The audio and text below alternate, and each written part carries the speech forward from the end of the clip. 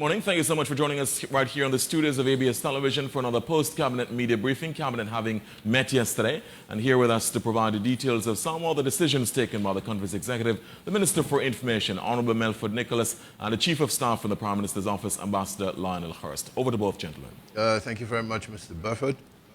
We are delighted always to bring you these post-cabinet briefings. It's a tradition that dates back 7 years. We've done it continuously, and no one is better at it than, or at summarizing the cabinet's decision-making than Minister Melford Nicholas. Minister Nicholas. Yes, good morning, Antigua. Good morning to all of the journalists here present. And at yesterday's cabinet meeting, we would have looked at a number of issues, most of which have been annotated in the notes that have been previously presented.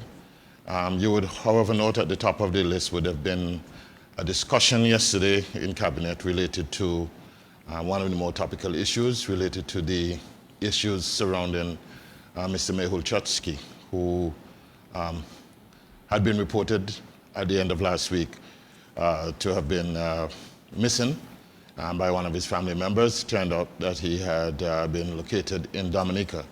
And so we would have received a report from the Attorney General, our Attorney General, the Honorable Stedroy Cutie Benjamin, who would have been briefed by local law enforcement as they have been engaged with the law enforcement officials in Dominica. There are certain claims that have been made through the legal representative of Mr. Choksey in respect of him being abducted from the shores of Antigua.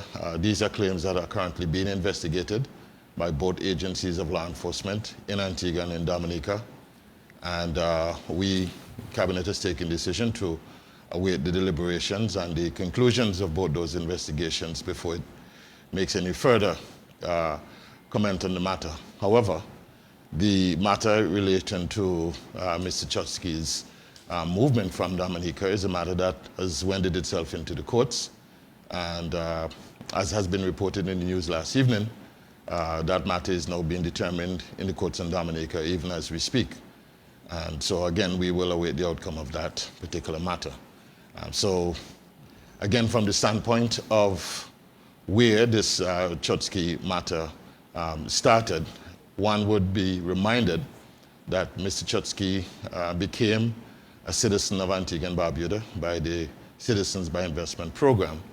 And upon him attaining that citizenship, we were approached by the Indian authorities, indicated that he had been wanted. And at the time when Mr. Choksey's application was processed, he would not have been on any Interpol list for any crimes. And of course, the due diligence process would not have ferreted out any untoward behavior or any untoward conduct of Mr. Choksey. So whereupon his citizenship was approved. Having regarded to all of that and the investigations that would have taken place after the fact, the government would have made a determination that there would have been some false declarations by him. And of course, under our law, one is allowed to revoke the citizenship. So the government would have taken a decision to move the process to start the revocation of Mr. Choksey's citizenship.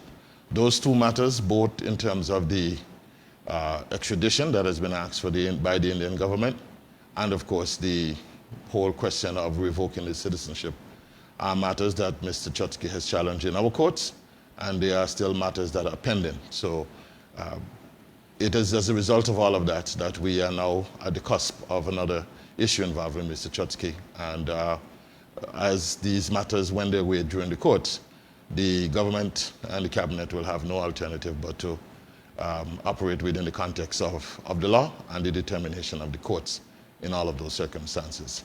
That is all I can say on this particular matter for now. And of course, we will await the results of the hearing in the courts today and the decision that the government of Dominica may be obliged to take at the end of the court proceedings today. And then, of course, we will take it from there. The cabinet would have been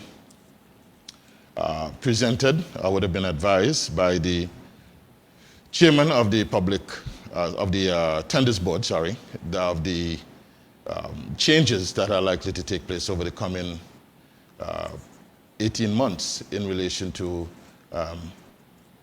a new change in the Public Procurement Act, a bit of legislation that comes into force on the 1st of June, that is next Tuesday, and which will, of course, replace the former Tenders Board Act.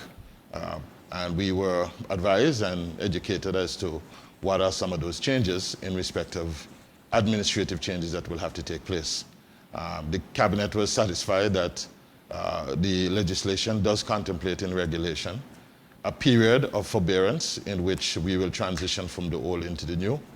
And of course, we would have given the Permanent Secretary as head of the Tenders Board our feedback yesterday. And we continue to engage that process to ensure that as of 1st of June, that the matter of public business in respect of the whole tendering process will move to another dimension, and we can continue to improve the governance and the public affairs arrangements with respect to tendering. The Cabinet as well did have a presentation from the Ministry of Health. Happily yesterday, we were getting better news in relation to not only the uptake in vaccines, particularly from the second doses, but from the fact that we are seeing a continuous downward tick in the number of active persons who are suffering from COVID. And so we lauded those accomplishments and are looking forward to a degree of normalization in respect of the tourism industry, in which, of course, the Minister of Tourism did give a good forecast in terms of what we can expect over the next 6 months with respect to the cruise tourism business, and of course the on-island arrivals for the stay in property tourists. So we're looking forward for increased airlift from the UK market. Both British Airways and Virgin Atlantic have indicated an intent to increase the airlift. And of course, we are also looking forward to moving upwards on the UK chart in terms of most favored countries. We are on the cusp of being considered again for that green corridor measure, where they would be indicating that Antigua is one of the safer destinations for tourists to travel. This is all as a result of our collective efforts, both in terms of the government and our citizens who have responded to the call for us to take the vaccines and to provide a more safe and secure environment for ourselves and our visitors alike. So we're anticipating some very positive outcomes from all of these initiatives. Minister of Health did indicate to us and gave a caution that notwithstanding improvement in numbers, we should never become complacent, and we should always be prepared that any other event could happen as a result of COVID or any of its variants. And so we should not let our guards down, but we should always be prepared to take measures that will bring us back to that level of safety. That having been said, I would want to leave the rest of the morning's proceedings to your questions, and hopefully Ambassador Hurst and I will provide you with some cogent answers. Our thanks to the Minister, really appreciate it. And our thanks to Ambassador Hurst. Of course, there are my colleagues on Skype. There are Nathan Owens from Caribbean Radio Lighthouse, Gemma Handy from Observer Media, Zoe Carlton from ZDK, and Shelton Daniel from Pointville Communications. We'll get to my colleagues in a very short while. Just, Minister, very quickly on the Mehul Choksi matter. That matter comes up this morning in a high court in Dominica in relation to the writ of habeas corpus which has been filed. Any indication at this point, though, from the police here in Antigua, Minister, whose boat it was that took Mr. Choksi to Dominica? No, we do not have any further information in respect of that matter. The only thing that we were advised on is that both the law enforcement in Dominica and the law enforcement here in Antigua have been engaged, and that they have both matters under active investigation, both the alleged abduction from Antigua and the whole question of how and by what means he got to Dominica. Both are under investigation at both ends. Right. In relation to the point 5 on the notes, where it mentions that there will be a kind of bubble created for disembarking cruise passengers, 200,000 cruise passengers, likely between June and December of this year. And the same is true, according to the notes, for hotel workers. They'll be required to be fully vaccinated in order to mix with co-workers and guests.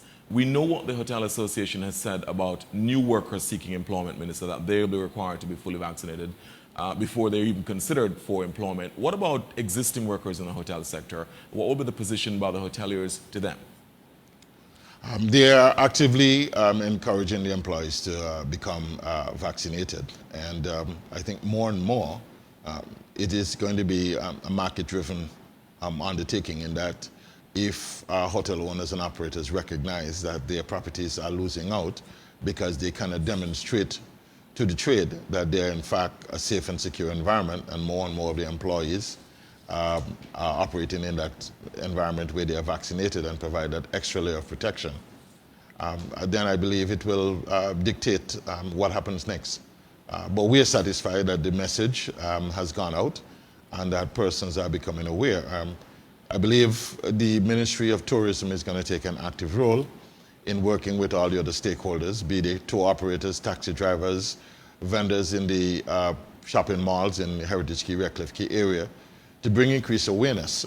We have already taken the decision that the Ministry of Health will provide some degree of labeling, if you were, to give the trade an indication, and labeling is the wrong word, but it's to basically give an indication, a visual indication that these facilities and the employees are in fact providing that layer of comfort and security that people would want in respect of the percentage of persons who are already vaccinated. And based on what we had discussed with Ministry of Health officials yesterday and before, it would seem that the message is slowly percolating through and the adoption is taking place. Right. Two-part question, Minister, from me. Sputnik, the Sputnik vaccine, what if there is no WHO imprimatur by later this month? What will be the government's decision on that in terms of whether to roll it out alongside the Oxford AstraZeneca? And also, any indication about any move in relation to the curfew? And the state of emergency comes to an end in June, the 28th of June. Any indication what the government might be considering in relation to that, plus the curfew, the 11 p.m. curfew on that? In relation to the Sputnik 5 vaccines, as I indicated last week, the government has taken a position to hold the reins for the time being and to give the those concerns that were raised by some public health officials that we should await the deliberation of the WHO. But we have borne in mind that we have already from the regulatory body here in Antigua, the Pharmacy Council, an emergency use authorization. And so I imagine when we meet next week, Wednesday, which would be the 2nd of June, and there is no further determination to the WHO, we will cross that Rubicon. We will make that determination as to what we do at that point. In respect of the curfew, again, going from what Minister Joseph advised the Cabinet yesterday, that notwithstanding the improved public health conditions and the environment, that we should not throw caution to the wind and become complacent. So it is likely, even though the risk of the spread of COVID within the community would not have gone in a negative direction, and we would have maintained that level of comfort and security in the society, that we will still want to have the option that should something go bad or change, the parameters change, that we would have the ability to revert back to a state of enhanced curfew conditions, which has worked so effectively since February to bring the spread of COVID under control. So I would imagine, Garfield, that the threat of COVID is still with us. And so as we get down closer towards the end of June, we may likely, during the course of one of these sessions in Parliament in June, make a determination to extend the state of emergency for another 90 days. It's more than likely. Okay, all right. Minister, let's get my colleagues on Skype involved in the discussion as well. Let's go over to Zoe Carlton with ZDK. Good morning, Zoe. Go ahead with your questions, please. Good morning to all of you. Mr. Nicholas, this is a question that at least one of us asks every single week. But mask wearing, bearing in mind the medical and scientific advice at the moment that says wearing masks outside they consider now to be totally unnecessary, is there any plan to just make that an optional thing in Antigua? The sense of relief it would give to people would be enormous. We were one of the first jurisdictions to adopt mask wearing as a measure, as a countermeasure to prevent the spread of COVID. And there are a number of things that are reporting in the journals, but we have not looked at that with a standpoint of reviewing it. You would recall that more recently, the CDC in the United States have given a thumbs up to persons who are fully vaccinated that they're no longer required to wear a mask. I did indicate in last week's program that we have not taken that decision, in as much as we are probably second only to Anguilla in CARICOM in terms of the number of persons who are vaccinated of our adult population. We still are of the view that that extra layer of protection that mask wearing provides us is something that we want to continue to benefit from.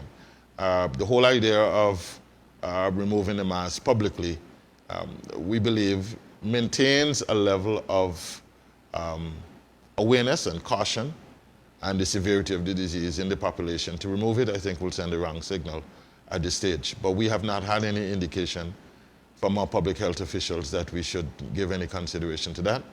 And the government is certainly, we are certainly of a cautious mind to continue to use masks as a measure, as a countermeasure to prevent the spread of COVID. Okay, thank you, sir. Thank you.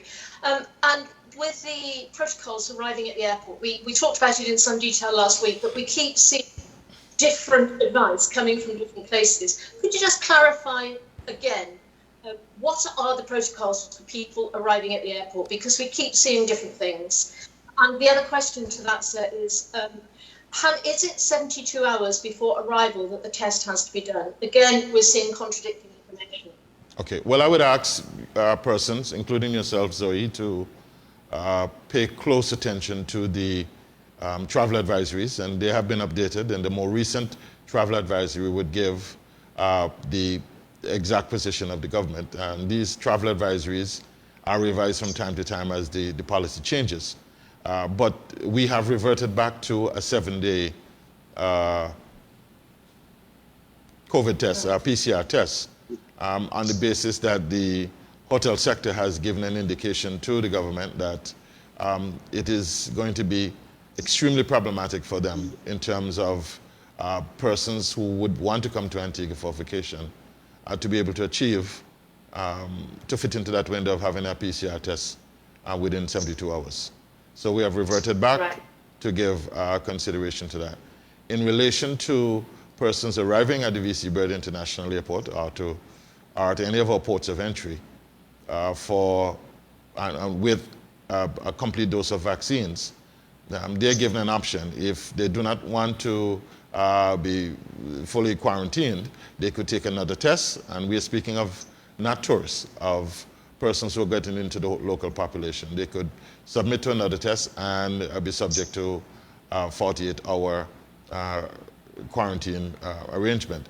Those persons who are considered our guests who are arriving here for tourism, we are still continue to use the biosecure facility and to have those persons go to those biosecure facilities in which the protocols will provide that level of protection that we so desire.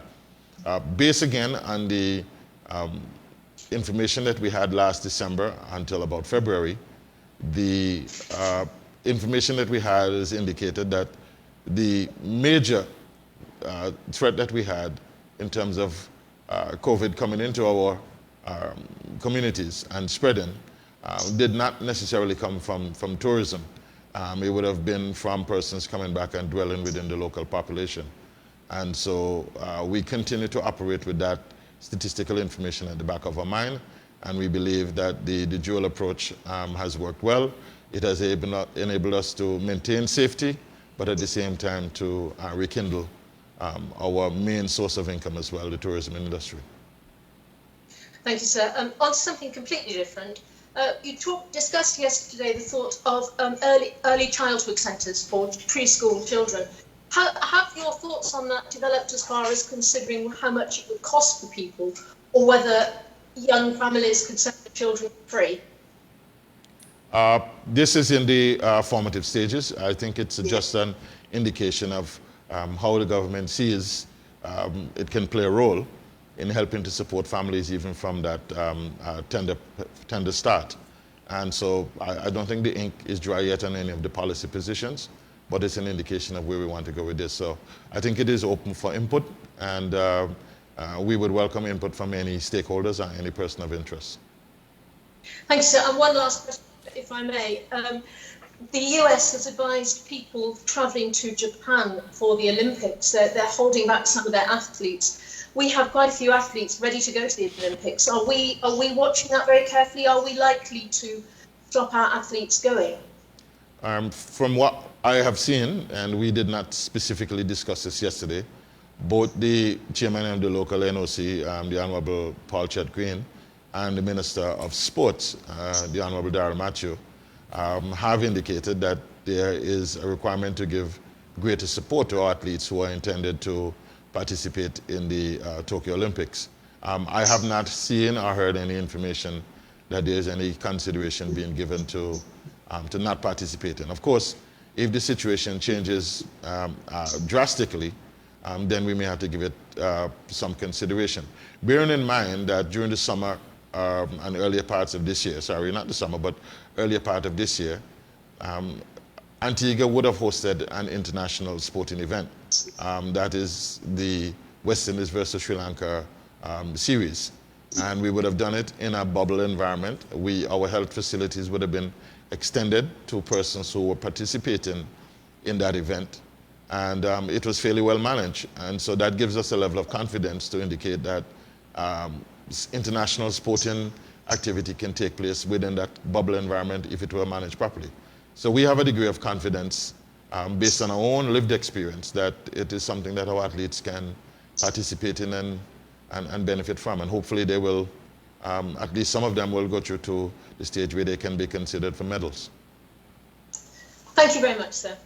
Thanks, Zoe. Let's go over to Gemma Handy from Observer Media. Good morning, Gemma. Your questions, please. Good morning, thank you. Good morning, Gemma. I have a quick question regarding vaccines. Almost 33,000 people have now received a first dose. What are the chances of us getting some demographic data to give an idea of who has been vaccinated? And in particular, how many of the 33,000 people form part of the country's resident population? I mean, I've heard anecdotally of quite a few people who don't live here getting the jab, which obviously is great for them. But if we're trying to reach herd immunity, there's obviously a big difference between giving out 70,000 shots, which I believe is the target, and giving out 70,000 shots to people who form part of the country's general resident population.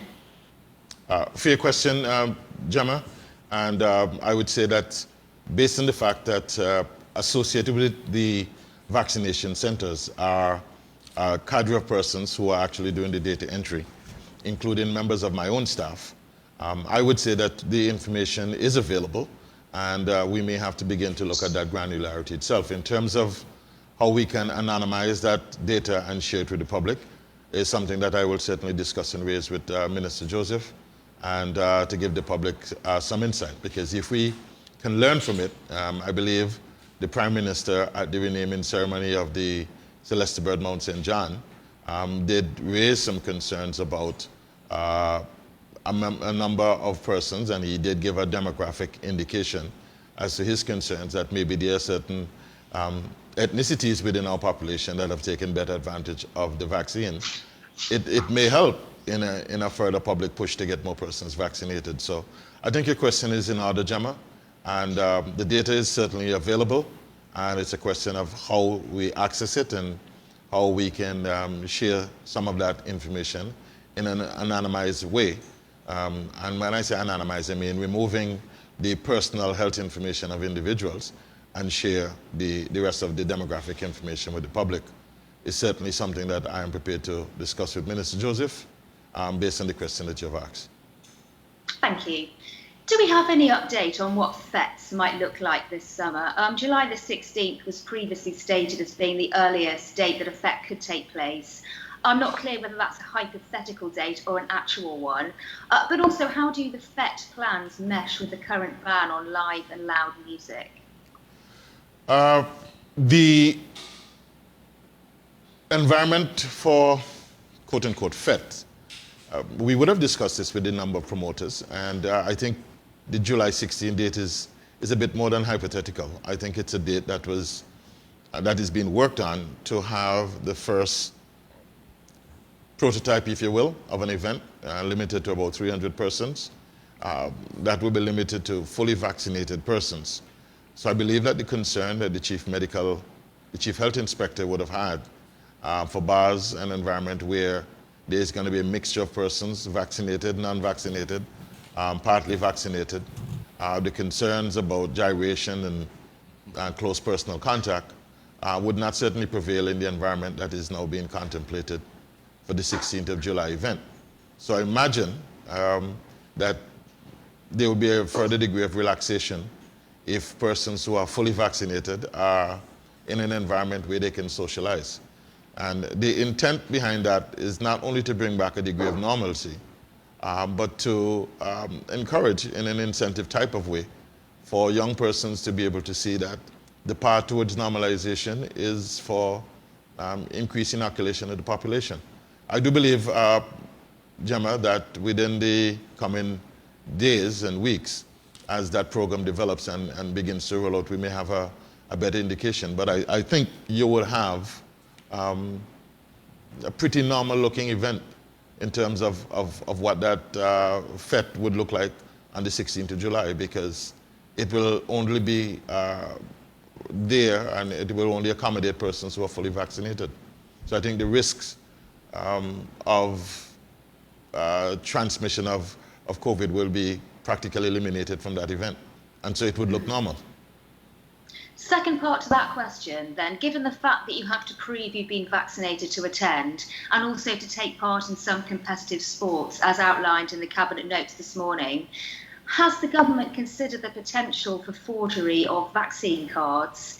And what are the plans to avoid that? I mean, will people have to show something else in addition to the vaccine card, or is it literally just that yellow card?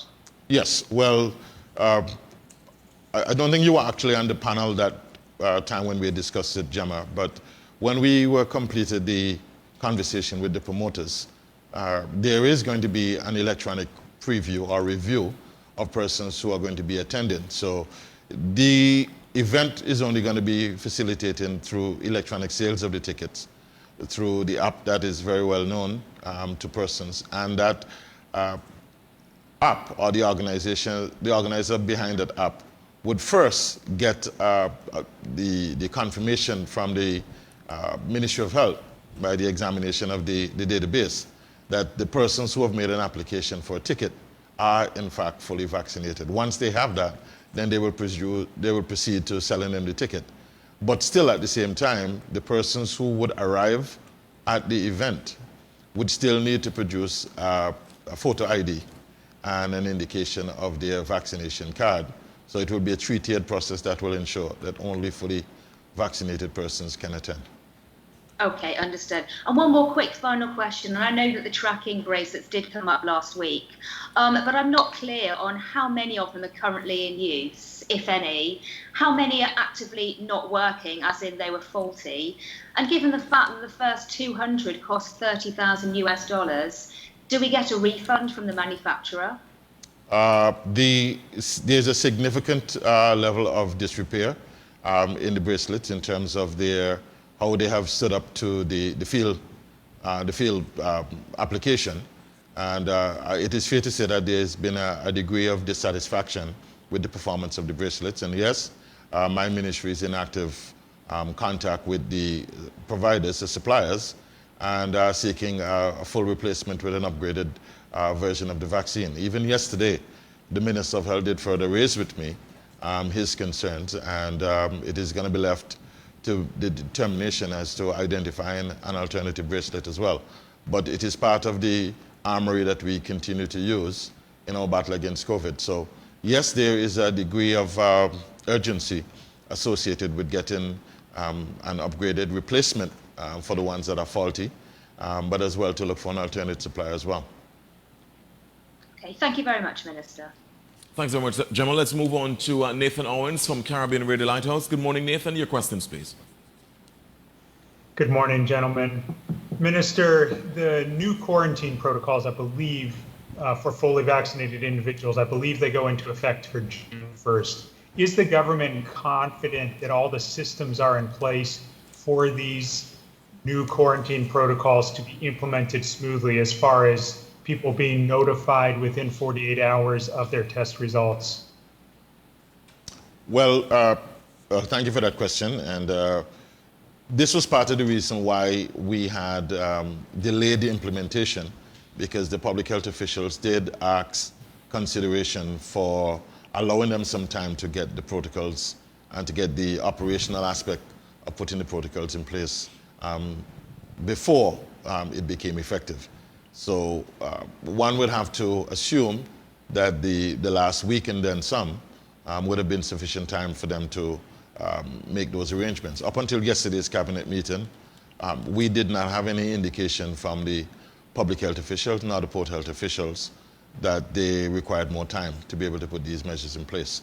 Of course, there's always going to be some measure that we would not have anticipated, and we're going to have to operate with a degree of flexibility. And if there's anything that I can assure you and the public is that we have always operated within the environment of flexibility since we have been visited by COVID. In every single aspect of our response to COVID, that has been the hallmark of our response to act in the best interest of protecting the public health and to put measures in place, but always to respond when we have better information or when we see one of the measures that we have put in place has not produced the effect that we desire. So we have remained flexible in that respect.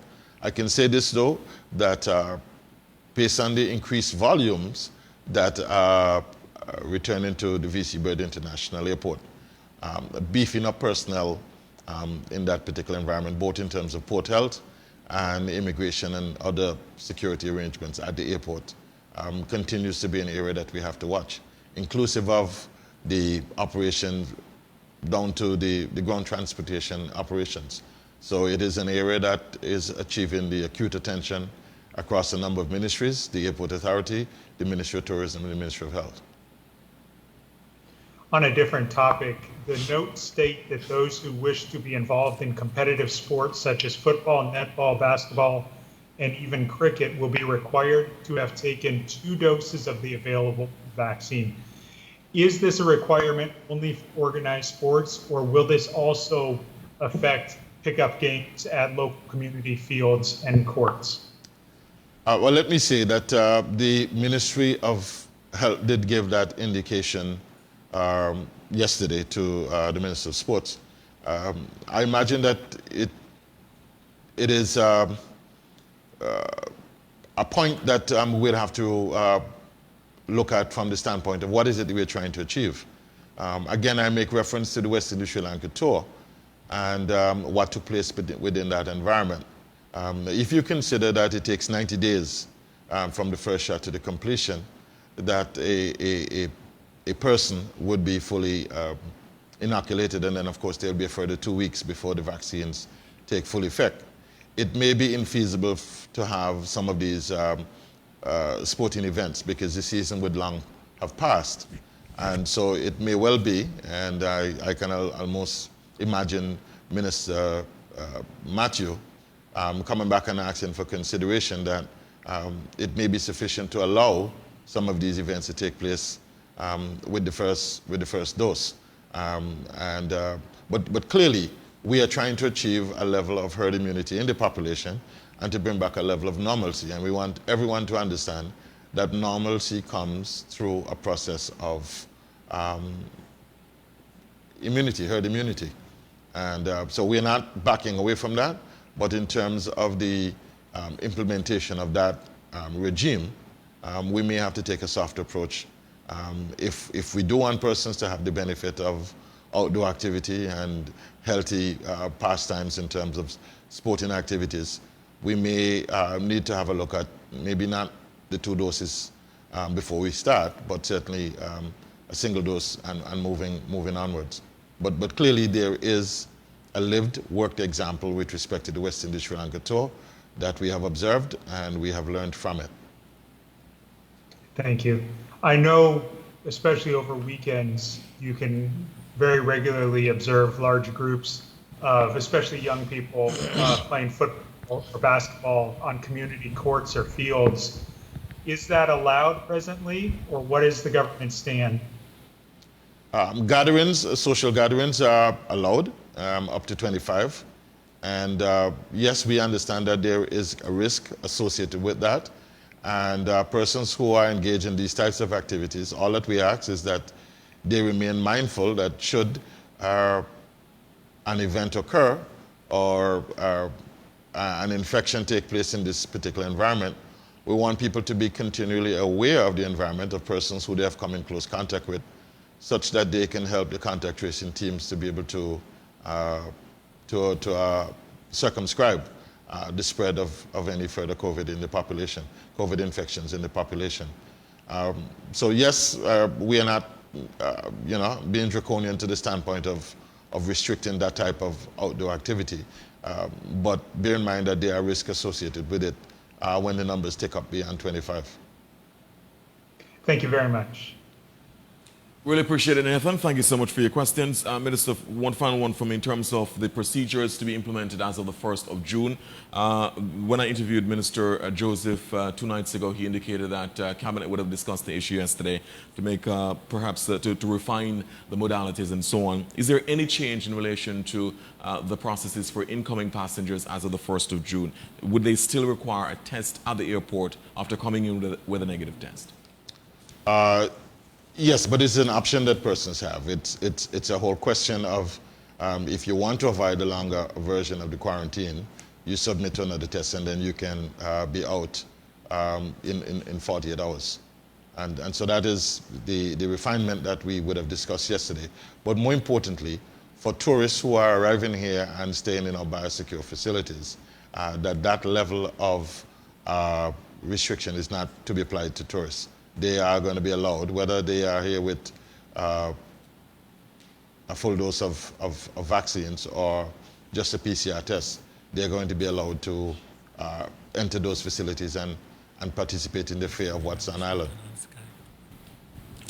Yes. Thank you, Minister. How could I have forgotten? Thank you so much for reminding me that I missed out Shelton. Shelton, good morning to you. Of course, there was no intention to miss you at all. Over to you for your questions. Mr. Minister, good morning to you. Good morning, Shelton. I have a question from one of our people on social media who is saying that you indicated that the ministry was in contact with the providers of the bracelets to have them replaced. Is there going to be a cost attached to this, and who will be footing the bill? Clearly, our... That's the first part of the question. Yes, so the bracelets would not have performed according to the specifications. And so the liability will be to the supplier. So we would not be accepting any costs for the replacement. Okay, the other part of the question is, what assurance do we have that this will not occur again? Was there any problem with the procurement process, since we're talking about procurement this morning, that resulted in us not getting adequate quality and value for the money? The failure of the bracelets to perform according to specifications was the issue. We had no reason to not expect them to perform according to the specifications. We were given a particular standard, a global standard which is known, and that is what we procured the bracelets on. The fact that they did not perform to that particular standard have been, the supplier have been alerted to it, and they have accepted that they would want to offer full replacement. But I don't think it was a question of the procurement issue. It's just a question that in the field environment in which they operated, they did not perform to standard. Okay, now my other questions will focus on Choksi for a little. Our Prime Minister seemed eager not to have Choksi return to Antigua on the grounds that he enjoys constitutional and legal protection as a citizen that presumably might make it more protracted and difficult to extradite him.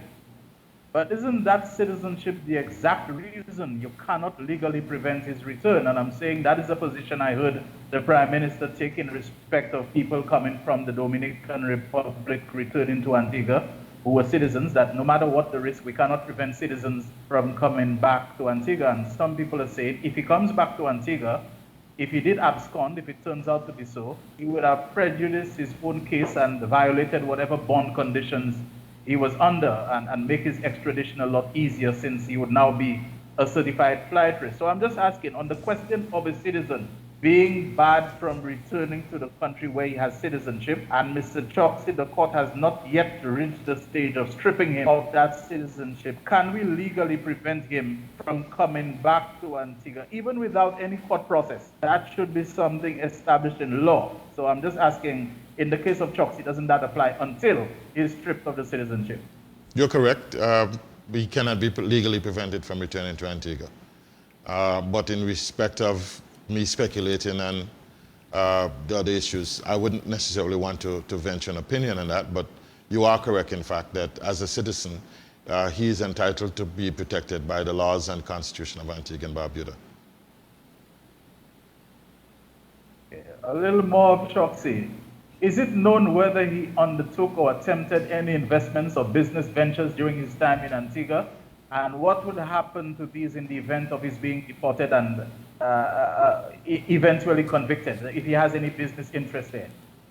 I am not aware that he has any established business interests here in Antigua, but on the outside chance that there is a business interest that has been started, then of course that becomes part of his estate. And if at the end of the day that the extradition procedures would take place, and then there are any other further claims of forfeiture of wealth or anything related to that, then of course those things will take their own shape.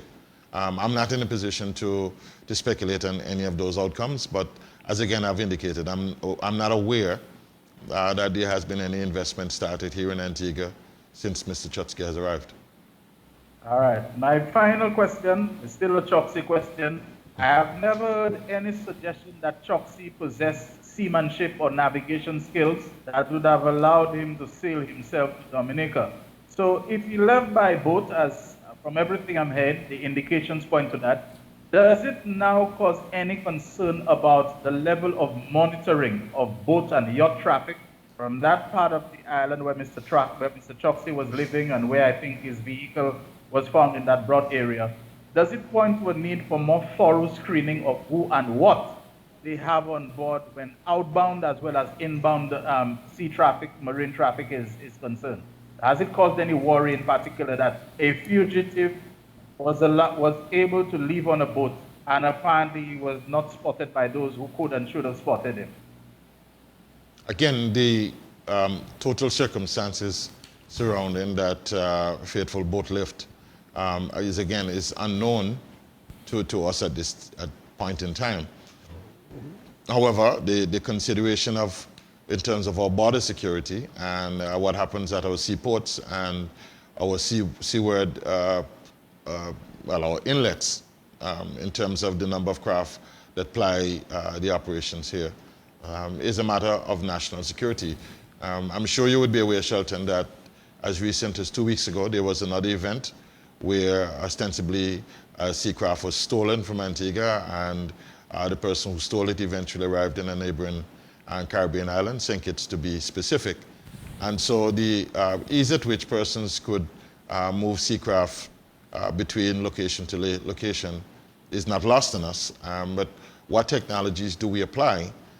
Many craft who ply their trade in these waters have to be given a license, and part of the licensing regime means that they have to be able to carry GPS equipment on board in order to be given such licenses. Whether or not all such seacraft are compliant, and you would be aware again that last year, I believe sometime, we went back to Parliament and we amended the legislation affecting seaward craft. And so the whole question of how we deal with that particular environment, what technologies we'd use to be able to track and detect inward and outward movement is a matter for law enforcement and for our Marine Coast Guard team. I do not know what is going to become of the investigation, Shelton, at this stage, but I imagine if the law enforcement are working collaboratively from both ends, excuse me, that they may be able to identify starting times of these journeys along the way in respect of GPS location on these craft and what they would do in terms of interdicting this information, but intercepting this information. But I'm not in a position to give any further speculation at this stage. But from a national security standpoint, and in terms of how we deal with seaward craft coming into our borders, both here and any of our offshore islands and the Barbuda, it is a matter for further consideration in terms of the technology that's available and the resources that we have to do it. But yes, the borders continues to be a risk, not only for that type of event where persons could abscond, but of course for the incursion of contraband and other such undesirable effects. Was Mr. Choksi wearing a bracelet, and if he wasn't, shouldn't he have been fitted with one, given who he is and so on? Could you repeat the question? Bracelet. When we've been talking about bracelets, was Mr. Choksi, if he ever fitted with a bracelet, or was consideration ever being given that he should have been wearing a tracking bracelet? No, the tracking bracelets were specifically brought not for criminal activities. Even though the Attorney General did ask for consideration of the use of the bracelets in an environment where persons who are in remand at the prison could be monitored. But in the case of Mr. Choksi or any other person who would have been subject to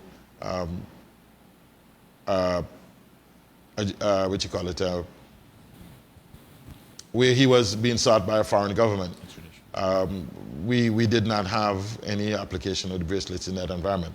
Of course, you would be aware that it is not the first time that we have had persons who were required to be sent abroad at the completion of a legal case. And I think what the courts would normally do is to ask those persons to surrender their travel documents. I don't know if in the case of Mr. Choksi, while the matter was pending, that he was asked to surrender his travel documents and repair to a police station at frequent intervals to ensure that he was an island. I guess as this case comes to clarity and a determination is made either whether A, he was abducted, or B, he had tried to abscond, then there may be, and if he is returned to Antigua, then reconsideration might be given to how he is treated in that particular environment. But certainly before Sunday of last week, there was no request or requirement for him to wear a bracelet. Thank you very much, Mr. Minister. Thank you, Garfield. I will sign out now from the call because I have another interview coming up, so I won't be able to hear the parting comments, but thanks very much. Really appreciate it, Shelton. Thank you so much. I appreciate it. Just to clarify, Minister, in terms of going back to the point that I asked just before I went to Shelton in relation to the 1st of June, in terms of those procedures for the airport. So you're saying incoming passengers will have an option to take the test at the airport? That's correct. Okay. Will there, and if they don't, they would spend how long in quarantine? Then the full quarantine arrangements would apply. Okay, all right. And that is if they're even if they're fully vaccinated and come in with a negative test?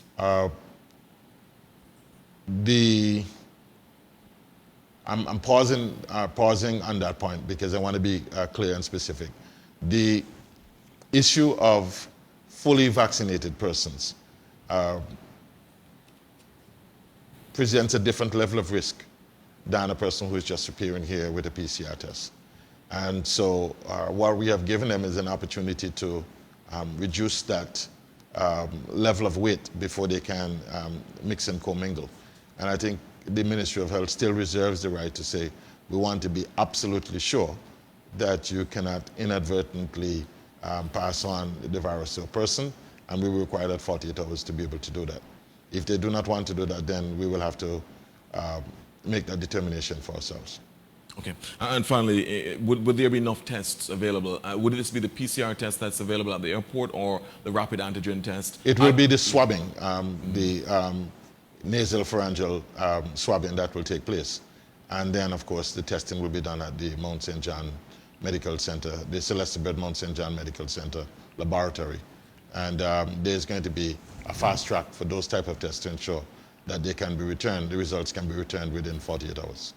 Okay. I was checking whether or not there would have been enough tests or enough swabs, Minister, enough supplies, because this would be quite a number of... Yeah, we have been assured by the clinical staff that they have enough supplies.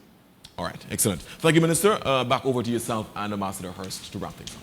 Oh, thank you very much, Mr. Burford, and of course, the Minister did a marvelous job as usual. I want to make reference to one human interest kind of matter, and that is the passing of our good Senator Llewellyn Smith last Saturday.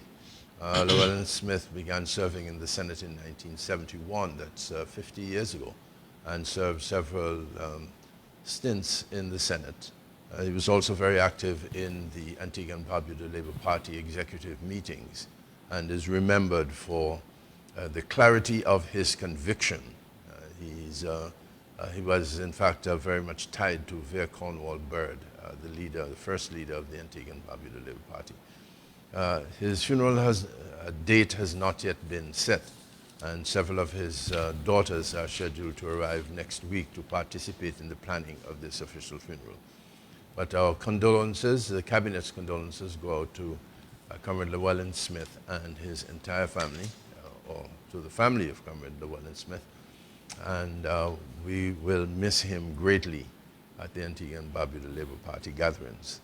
Now, there's also one small matter pertaining to the content of the report having to do with item 8 and the lands that are going to be parcelized, to borrow the term used by the officials. They're going to parcelize some lands at Judges Hill. The precise price has not yet been agreed upon, although one is mentioned in the notes. Later on, we will publish an accurate number or an accurate amount for the square footage of land in that particular section of Antigua. With that being said, the Minister has the very last word. And with that, Minister Nicholas, your last words. Thank you very much, Ambassador, and thank you for clarifying that point as well. I think you said clause 8 in the notes. It would be clause 9. Oh, clause 9. Thank you, sir. Yes, so I think the representative for St. George's would be happy to note that we are self-correcting and that the actual number for the allocation, while the agreement has been to parcelize the land, the actual price for the parcel of land has not yet been finalized, and so consideration is being given as to what would be the full cost after the infrastructure that is required has been put in place, but the cost has not yet been finalized. But let me just end on a note to say that I think during yesterday's cabinet meeting, the cabinet had a general view that things have begun to normalize in a manner that gives us a degree of confidence, and we want the public to share in that new aspiration that normalization is in fact upon us, and we can accelerate it by the movement towards the inoculation of the population.